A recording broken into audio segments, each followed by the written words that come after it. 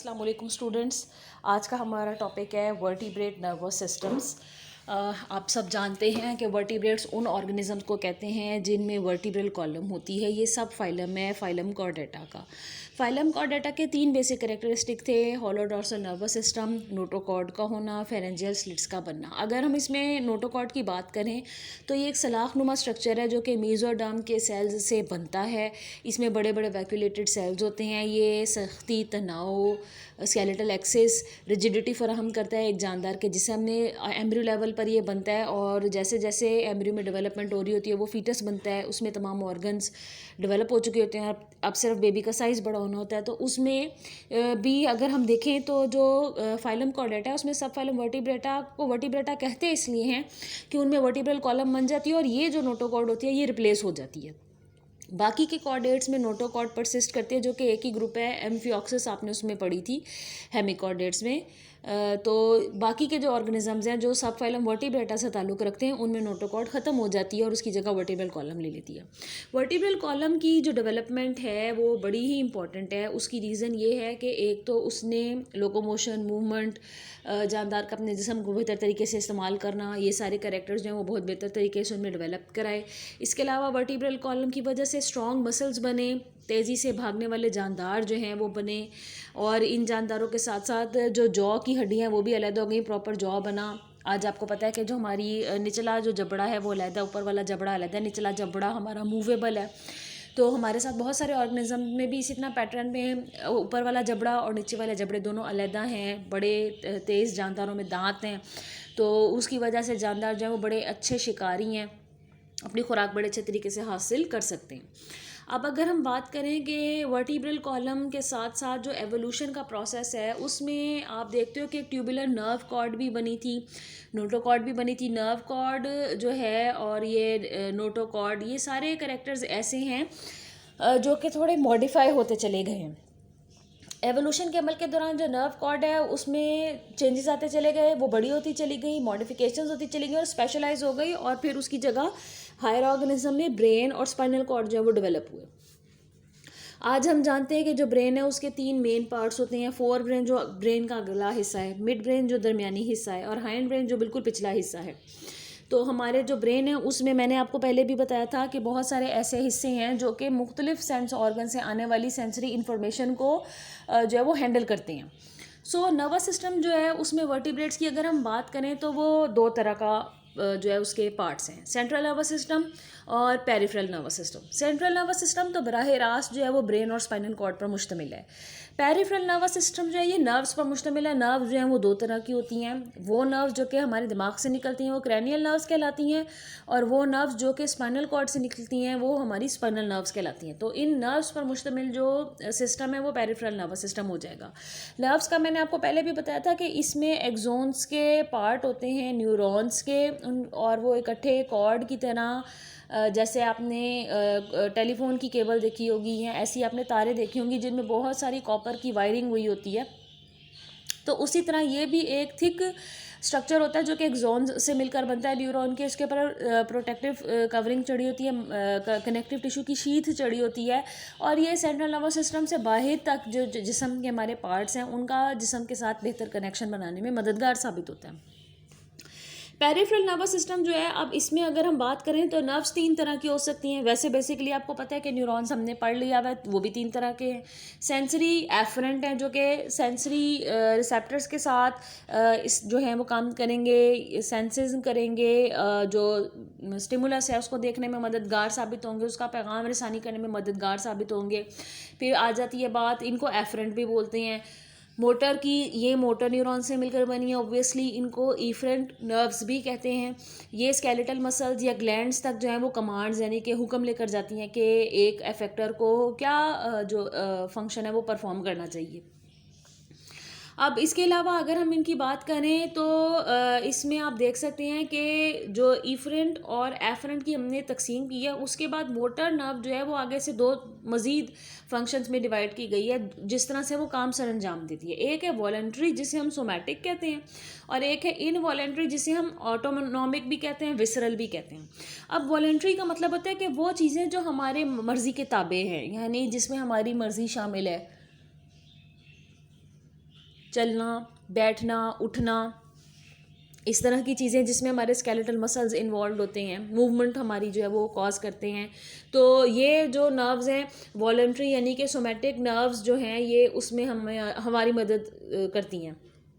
और जो इनवॉलेंट्री है ऑटोनॉमिक या विसरल, इसमें हमारी जो दूसरी नर्व्स हैं वो काम आती हैं, वो इफरेंट नर्व्स हैं। तो इनवॉलेंट्री में हमारा असर जो है वो शामिल नहीं है, हमारी मर्ज़ी शामिल नहीं है, हमारा अपनी जो विल पावर है वो शामिल नहीं है। मिसाल के तौर पर जो स्मूथ मसल्स हैं हमारे जिस्म के अंदर पाए जाते हैं, हमारी ट्यूब्स को बनाते हैं, हमारे एलिमेंट्री कैनाल का पार्ट हैं। इसी तरह कार्डियक मसल जो कि हमारा दिल बनाते हैं, तो इनकी हरकत पर, इनके जो मूवमेंट है, इनका जो काम करने का तरीका है उस पर हमारी मर्ज़ी नहीं है, तो इसीलिए इनको फिर हम इनवॉलेंट्री कहते हैं। आगे से अगर हम बात करें ऑटोनॉमिक नर्वस सिस्टम की, तो वो दो तरह का है, सिंपैथेटिक नर्वस सिस्टम और पैरासिम्पैथेटिक नर्वस सिस्टम। ये जो एक पैराग्राफ है ये बिल्कुल वैसा ही है जैसा आपने सेकेंड ईयर में जो कोऑर्डिनेशन और नर्वस सिस्टम का चैप्टर था उसमें पढ़ा था। अभी इन्होंने एक फ़्लो चार्ट बनाया हुआ है और इन्होंने उस फ़्लो चार्ट में ये सारी चीज़ों को दोबारा फिर एक्सप्लेन किया हुआ है। नर्वस सिस्टम, उससे निकलते हैं दो हिस्से, peripheral nervous system, central nervous system. Central nervous system में स्पाइनल कॉर्ड और ब्रेन आ जाएगा और पेरिफेरल में मोटर और सेंसरी न्यूरॉन्स आ जाएंगे। मोटर जो है इफरेंट, ये सोमैटिक नर्वस सिस्टम वॉलंटरी में शामिल हो जाएगा और ऑटोनॉमिक बनाएगा। ऑटोनॉमिक नर्वस सिस्टम वो नर्वस सिस्टम है जो कि इनवॉलंटरी है, जिसमें हमारा असर शामिल नहीं है, जिसमें हमारी मर्जी शामिल नहीं है, ये खुद ब खुद काम करता है हमारी बॉडी के अंदर। ऑटोनॉमिक आगे से सिंपैथेटिक और पैरासिम्पैथेटिक है, जबकि सेंसरी जो है ये सोमैटिक है और विसरल सेंसरी नर्व्स पर भी मुश्तमिल है जो कि हमारे विसरा के साथ एसोसिएटेड होती हैं। नर्व्स असल में जो है यहाँ पर उसकी एक डेफिनेशन इन्होंने आपको दी हुई है कि ये बंडल है नर्व फाइबर्स का, जबकि नर्वस सिस्टम के अंदर जब ये पूरा बंडल काम कर रहा होता है तो इस पूरी कलेक्शन को कहते हैं ट्रैक्ट। और जब ये पेरिफेरल नर्वस सिस्टम बनाता है तो ये हमारे जिस्म से बाहर, हमारे सेंट्रल नर्वस सिस्टम से बाहर तक जाता है और इसको तब हम कहते हैं नर्व। तो इनकी जो सेल बॉडी है वो एक तरफ गुच्छा बनाकर इकट्ठी हुई होती है और इनके जो एक्सोन पोर्शन है वो एक तरफ अलहदा मौजूद होते हैं। तो ये जो ग्रुपिंग हुई हुई है उसके मुताबिक इनकी जो सेल बॉडीज़ हैं उनकी एग्रीगेशन को, उनके क्लस्टर को, उनके गुच्छे को न्यूक्लियाई कहते हैं। अगर ये सेंट्रल नर्वस सिस्टम में रहें, मिसाल के तौर पर ये ब्रेन में पाए जाए या स्पाइनल कॉर्ड में पाए जाए तो इनको न्यूक्लियाई बोलते हैं। ऐसा ही गुच्छा अगर जिस्म से बाहर कहीं मौजूद है, कोऑर्डिनेशन कर रहा है, तो उसको गैंग्लियन बोलते हैं। और अगर इनके एक्सोनल पोर्शन की बात करें तो ज़ाहिरी सी बात है एक्सोनल पोर्शन जो है वो नर्व्स बनाता है और ये भी जिस्म से बाहर निकलता है, लेकिन हम देखते हैं कि ये ब्रेन से निकल रहे हैं तो हम इन्हें क्रेनियल नर्व्स कहते हैं और अगर स्पाइनल कॉर्ड से निकल रहे हैं तो हम इन्हें स्पाइनल नर्व्स कहते हैं।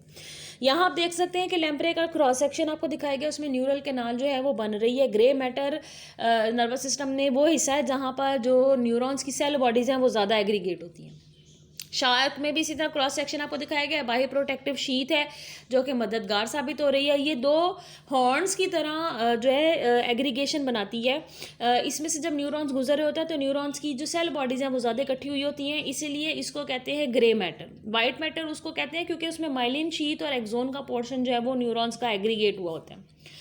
तो आप देख सकते हो कि सेंटर में न्यूरल कैनाल जो है वो मौजूद है, क्योंकि न्यूरल ट्यूब फोल्ड होकर आपको पता बनाती है नर्वस सिस्टम, और न्यूरल ट्यूब जो है उसका अगला हिस्सा ब्रेन बन जाता है, पिछला हिस्सा स्पाइनल कॉर्ड बन जाता है, और उसमें जो न्यूरल कैनाल है वो वैसे की वैसे ही रहते हैं, उसमें सेरेब्रोस्पाइनल फ्लूइड जो है वो भरा होता है। अच्छा, अब ये हॉर्न यानी कि दो जो है वो प्रोमिनेंट पार्ट लाइक स्ट्रक्चर बनाता है। जो ऊपर की तरफ है वो पोजीशन वाइज डॉर्सल है और जो नीचे की तरफ है वो पोजीशन वाइज वेंट्रल है। तो इसलिए हम उसको कह रहे हैं dorsal horn and ventral horn. और आप वाइट मैटर, जैसे मैंने आपको अभी बताया कि ये वो हिस्सा है जहाँ पर एक्सोनल पोर्शन, माइलिन शीथ वाला हिस्सा जो न्यूरॉन का है वो ज़्यादा मौजूद होता है।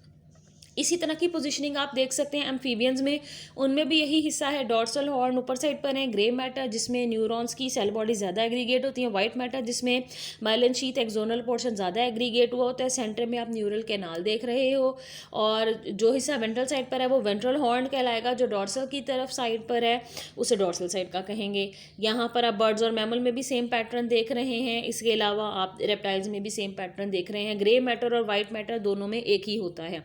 तो तो स्पाइनल कॉर्ड जो है इसको उर्दू में हराम मगज़ कहते हैं। ये ब्रेन के बैक साइड से शुरू होता है। ये हमारे रिफ्लेक्स एक्शंस को कंट्रोल करता है जो अचानक हम करते हैं। जैसे किसी ने आंखों में टॉर्च मार रहा है, कोई ज़्यादा तेज़ लाइट हमारी आंखों में पड़ रही है, तो ये हमारी बॉडी को तैयार करेगा कि हम आंखें झपकाएं ताकि इतनी ज़्यादा लाइट इंटेंसिटी अंदर जाकर हमारी आइज़ की सेंसिटिव एरियाज़ को डैमेज ना करें। तो ये वॉलेंट्री और इनवॉलेंट्री लिम्ब मसल्स मूवमेंट्स को भी कंट्रोल करती है, हमारे कुछ ऑर्गन्स को भी कंट्रोल करती है, क्योंकि दिमाग तो ऊपर जिस्म के ऊपरी हिस्से में एंटीरियर साइड पर मौजूद है। स्पाइनल कॉर्ड उससे रन करती हुई वर्टिब्रल कॉलम में से गुजर रही होती है और कमर के बीच तक होती है, और इसमें से निकलने वाली जो पेयर ऑफ नर्व्स हैं वो स्पाइनल नर्व्स कहलाती हैं। तो स्पाइनल कॉर्ड बड़ा ही अहम हिस्सा है। और ग्रे मैटर का इन्होंने यहाँ पर अगेन एक्सप्लेन किया हुआ है कि जिसमें डेंड्राइट्स और सेल बॉडीज़ हों तो उसको ग्रे मैटर कहते हैं। ये रिफ्लेक्स कनेक्शंस को बनाने में मददगार साबित होता है। इसके बाद आपको वो बता रहे हैं कि जो पार्ट हॉर्न लाइक स्ट्रक्चर हैं या रूट लाइक स्ट्रक्चर, उनको डॉर्सल रूट और वेंट्रल रूट का नाम दिया गया है। और इसके अलावा इन रूट्स में मेनली सेंसरी मोटर फाइबर्स जो न्यूरॉन्स के एक्सोन्स और डेंड्राइट्स हैं वो पाए जाते हैं। वाइट मैटर का फिर उन्होंने एक्सप्लेन किया हुआ है कि वाइट माइलिन शीथ जिसने एक्सोन्स को कवर किया होता है, इसने परत की तरह जो है वो चढ़ाई की होती है एक्सोन के इस हिस्से पर, क्योंकि ज़्यादा एग्रीगेट हुआ होता है तो रंग वाइटिश सा महसूस होता है और इसलिए इसको वाइट मैटर का नाम दिया जाता है। तो 3 प्रोटेक्टिव लेयर जो हैं ये हमारे सेंट्रल नर्वस सिस्टम में काम करती हैं। स्पाइनल कॉर्ड को भी घेरा होता है इन्होंने, ब्रेन को भी घेरा होता है, इन्हें मेनिंजेस कहते हैं। और इनमें जो ऊपरी लेयर है वो ज़्यादा ब्रेन को जो है वो कंट्रोल करके रखती है, कवर करके रखती है, सॉरी। और जो आउटर लेयर है वो ड्यूरा मैटर कहलाती है। ये टफ है, फिब्रस, इसमें फाइबर ज़्यादा हैं। मिडल लेयर जो है और अरेक्नॉइड कहलाती है, ये थोड़ी सी डेलिकेट है। और जो इनर मोस्ट लेयर है वो पिया मैटर है। ये 3 लेयर्स हैं। पिया मैटर की खास बात ये कि इसमें ब्लड वेसल्स जो हैं वो पेनिट्रेट की होती हैं, जिसकी वजह से जो हमारा ब्रेन और स्पाइनल कॉर्ड का पार्ट है उसको ब्लड सप्लाई जाती है और उनके सेल्स को न्यूट्रिशन, नरिशमेंट प्रोवाइड की जा सकती है।